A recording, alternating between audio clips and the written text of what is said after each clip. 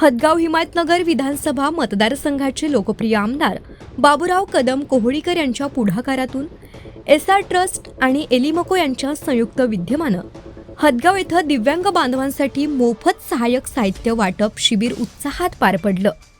या सामाजिक उपक्रमामुळे तालुक्यातील अनेक दिव्यांग नागरिकांना नव्या आत्मविश्वासानं जीवन जगण्याची प्रेरणा मिळाली।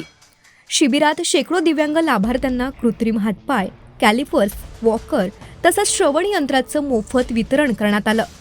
आर्थिक परिस्थितीमुळे महागडी सहाय्यक उपकरणं घेणं शक्य नसलेल्या गरजू दिव्यांगांसाठी हा उपक्रम मोठा आधार ठरला। लाभार्थ्यांनी आयोजकांचं मनापासून आभार मानत या सेवाभावी कार्याचं कौतुक केलं।